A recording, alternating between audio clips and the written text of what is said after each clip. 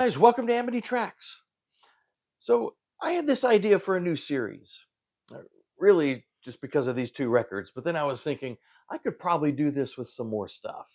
So maybe it'll be a series. But the idea is this I call this I like this more than that. And it came to me because, so there's a huge album in an artist's catalog. I mean, kind of iconic album. Either incredibly popular, critically beloved, this legendary album. And then that same artist has another album, preferably released in close proximity to the iconic one, that is sort of either forgotten or just kind of in the shadow of the great album, not as critically acclaimed, not as beloved, not as popular. But for some reason, I like the lesser album than the iconic one. That's kind of the idea. And came to me with these two records. Paul Simon's Graceland from 1986 versus Paul Simon's Rhythm of the Saints from 1990. Well, you know the iconic one.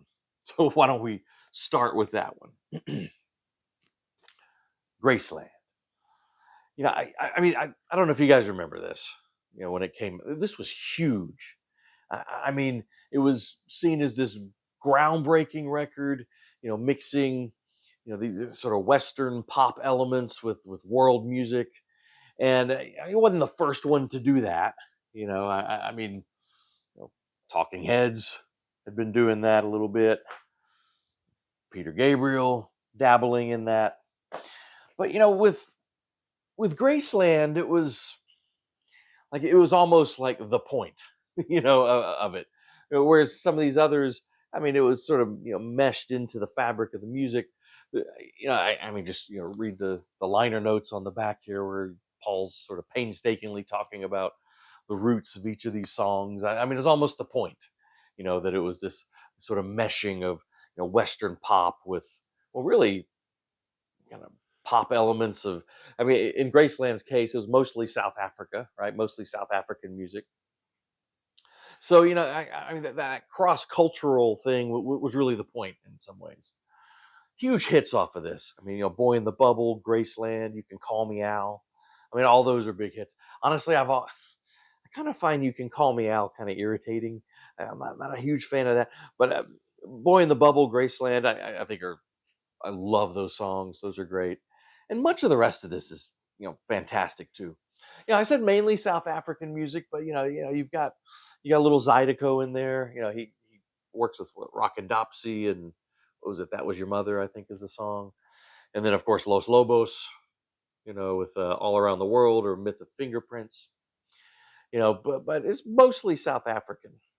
South African musicians and influences and that kind of thing. There is some controversy associated with this record. The uh, Rock and Dopsy, or I forget his name, but did claim that Paul kind of took credit for this song that they did together, and he claimed it was really a lot, at least musically, kind of his. He didn't pursue it really. I think more notoriously is the case with the Los Lobos song. I don't know if you've ever seen comments on this, but there's been some interviews with some of the members of Los Lobos have talked about this at length. The story they tell is that they were kind of thrown together by the record label with Paul. The record label thought it'd be a good idea. They got together. According to Los Lobos, Paul Simon really didn't have anything. He said, "Hey, let's just show me some stuff you got. Let's jam, that kind of thing." And the music in this song, again, according to Los Lobos, their side of it, was pretty much entirely this song by David Hidalgo, right? Of Los Lobos. And Paul, I think, wrote some lyrics on top of it, and sang it and whatever. And then, of course, the the credits on the album is just Paul Simon, or on the song. Um, Los Lobos has been vocal about this at times. Paul, of course, has a different version of it. So there's some controversy there. he got some heat for going to South Africa to record with some of these musicians, during apartheid. Apartheid was still happening, and then there was that pretty much boycott by almost every respectable Western musician. You give Paul a pass on that. He wasn't going to perform in South Africa, which is really what the boycott was. He wanted to go perform with these musicians there. I think it's a different thing. There were accusations of cultural appropriation, all that. I don't buy that either. I think it is a wonderful blending of these styles, with sort of Paul Simon, his aesthetics are overseeing the whole thing. I mean, do I love it all? No. Some of it I don't know. Gumboots, I'm not a big fan of.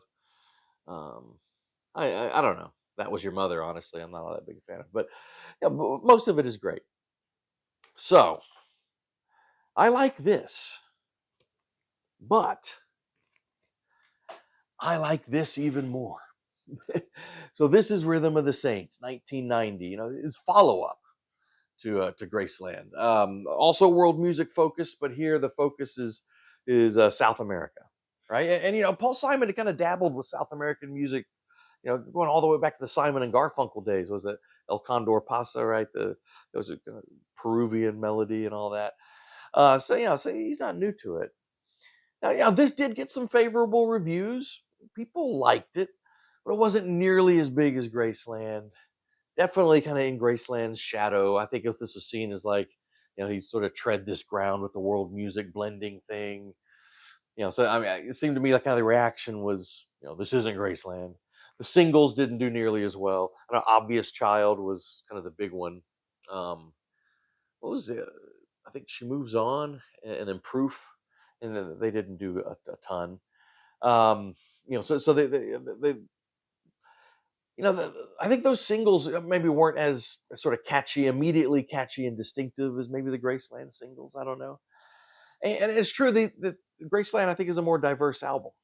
So why do I like this more than Graceland? I love the consistency of the mood.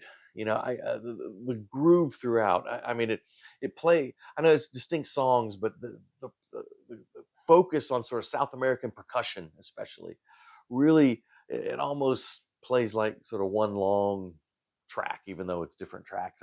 I kind of like that real consistency of mood. I think the approach he took was really cool when he recorded this. He went down and recorded the percussion, kind of on its own, brought those tapes back, and then constructed melodies and added more instruments like his guitar and all that kind of stuff on top of those. But with that percussion as sort of the base element, I think it's kind of interesting. At least I think a lot of songwriting, whenever I've written songs, the percussion and everything is sort of the last thing. I always come up with a melody first and the chords and all that. But he kind of reverse engineered that. I think that's kind of cool. It kind of has interesting effects. For me, I love the production. I don't know, just the sound of this record. The emphasis on that percussion and that real light acoustic guitar of his on top of it. Thinking like Obvious Child, for instance. There is my favorite song off of either one of these records is on here, and I think it's the hidden gem. It's not one of the singles even. It's the Cool River. I mean, go listen to that song if you don't remember that song or you haven't heard it. I think it's gorgeous. It's so cool. And it's got kind of these nice little mood shifts in it. I think it's perfect. It's perfect. I think this is actually a more consistent record than Graceland. I don't know. What do you guys think? Am I nuts? Am I crazy? Well, let's talk about that in the comments. Do you prefer Graceland over Rhythm of the Saints? Are you one of those brave souls who will choose Rhythm of the Saints over Graceland? Yeah, let's talk about these two records, and also in the comments, can you think of other examples? Of sort of there's an iconic album in an artist's catalog, but you really prefer one that's almost forgotten. So yeah, come up with some. Well, anyway, this video is a lot shorter than my last one. That's fine. So we'll see you guys next time. Got some more album rankings coming up, with some artists I haven't been able to hit yet. I'm real excited about those, but we'll get to them. We'll see you next time on Amity Tracks.